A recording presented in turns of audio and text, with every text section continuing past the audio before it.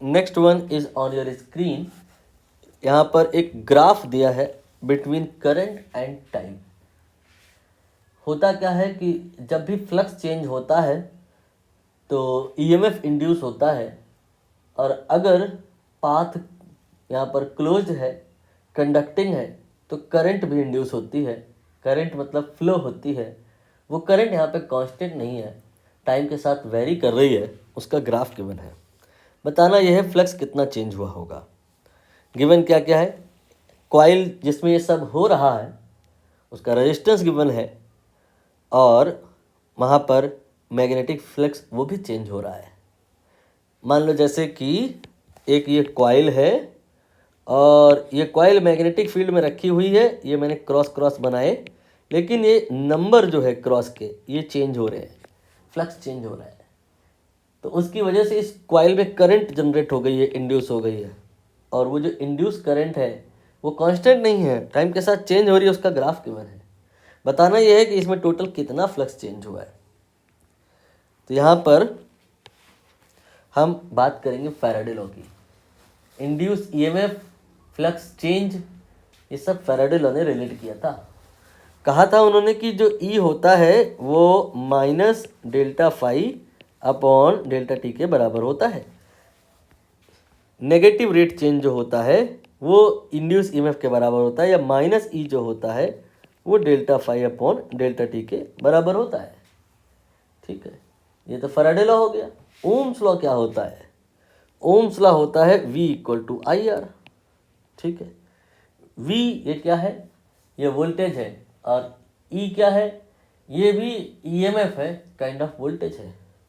तो V की जगह हम E रखेंगे, तो E equal to I R हो गया।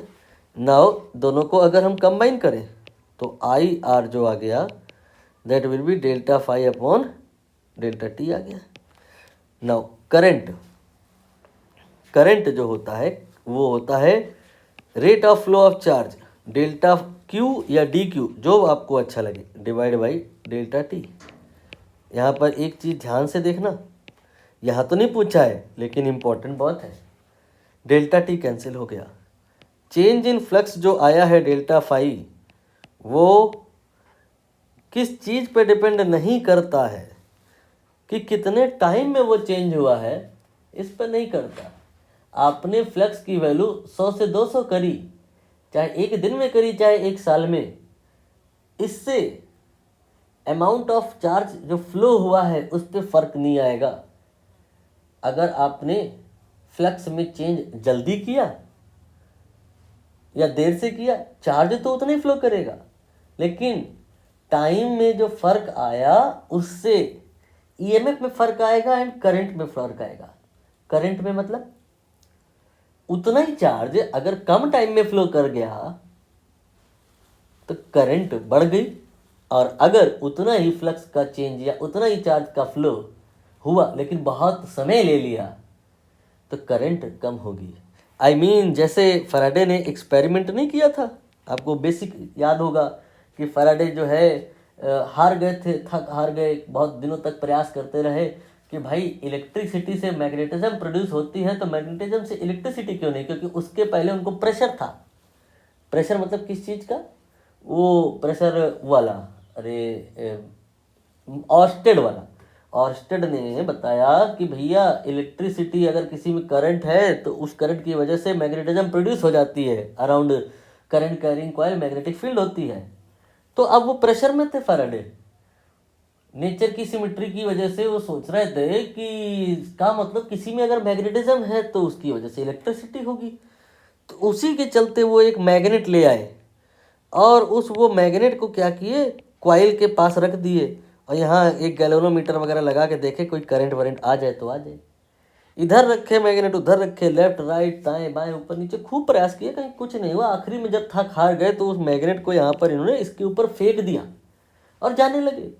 छुट्टी पे मान लिया, नहीं कोई कनेक्शन नहीं है, मैग्नेटिज्म से इलेक्ट्रिसिटी प्रोड्यूस हो ही नहीं सकती, जाने लगे वो। लेकिन जब वो गुस्से में फेंके तो फ्लक्स का चेंज हुआ, लेकिन इस बार ये जो चेंज हुआ बहुत क्विकली हुआ, क्योंकि मैग्नेट धीरे धीरे इसकी पोजीशन नहीं चेंज कराई गई है, फेंक दिया गया है। Fast change produces too much current. Charge उतना ही फ्लो किया लेकिन कम टाइम में फ्लो किया तो करंट बढ़ गई, और करंट बढ़ गई तो ये गैल्वेनोमीटर मेजर कर लिया। तब भी जब धीरे धीरे चेंज कराते हो मैग्नेट की पोजीशन तब भी करंट आती है, लेकिन इतनी कम आती है कि गैल्वेनोमीटर इतना सेंसिटिव होते नहीं है कि वो मेजर कर लें। तो इस प्रकार से समरी ये जनरेट हुई कि फ्लक्स कितना चेंज हुआ है इसका कनेक्शन इस बात से है चार्ज कितना फ्लो हुआ है या वाइसा वर्सा, लेकिन इन बातों का टाइम कितना लगा है इससे रिलेशन नहीं है। टाइम कितना लगा है इससे मतलब है इस बात का कि करंट कितनी फ्लो हुई है या ईएमएफ कितना जनरेट हुआ है। अब यहाँ पर आप जब पूरी कहानी समझ गए हैं तो क्वेश्चन पार्ट पर आ जाइए। हमको निकालना है क्या, डेल्टा फाई। डेल्टा फाई हमने आपको यहाँ पर बता दिया कि किसके बराबर हो जाएगा, ये आर डेल्टा क्यू के बराबर। अब हमें यहाँ डेल्टा क्यू निकालना है, कितना चार्ज फ्लो किया है ये निकालना है।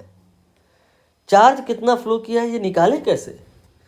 आप कह रहे हो कि आई जो होता है वो delta Q by delta T होता है ना। मतलब डेल्टा क्यू जो है वो आई इंटू डेल्टा टी होगा। इसको 11वीं क्लास में जो आपने पढ़ा है वहाँ से कनेक्ट करिए। क्या कि जो v होता है वो delta S by delta T होता है, velocity is equal to change in displacement divide by change in time. जो डेल्टा एस होता है वो v डेल्टा टी हो जाएगा। ये वाली जो इक्वेशन है ये बताती है कि s और t के बीच का ग्राफ हो तो स्लोप निकालेंगे तो v निकल आएगा, और ये वाली इक्वेशन क्या बताती है कि जो v और t के बीच का ग्राफ हो मल्टीप्लाई हो रहा है ना दोनों, तो एरिया निकालेंगे तो डेल्टा एस निकल आएगा। वही है यहाँ पे कि अगर हम इस इक्वेशन के हिसाब से चले तो आई और डेल्टा टी दोनों मल्टीप्लाई होने हैं, आई और टी के बीच का जो ग्राफ है उसका एरिया निकालेंगे तो क्यों निकल आएगा। वही यहाँ पर होना है, ये जो ग्राफ दिया है इस ग्राफ का एरिया निकालेंगे तो चार्ज निकल आएगा, और डेल्टा क्यू में आर मल्टीप्लाई करेंगे तो डेल्टा फाई आ जाएगा। Let us evaluate area. ये एक ट्रायंगल है, राइट एंगल ट्रायंगल। फार्मूला लगाइए, half into P into B. Perpendicular की वैल्यू यहाँ पर मेंशन है, बेस की वैल्यू यहाँ पर मेंशन है। ये आपका आ गया 5/2, 2.5। ये डेल्टा क्यू की जगह रख दिया जाएगा, और आर रजिस्टेंस ये क्वेश्चन में यहाँ पर इन्होंने बताया है, रजिस्टेंस 100 रख दिया, 2.5 into 100। Finally answer will be 250 weber.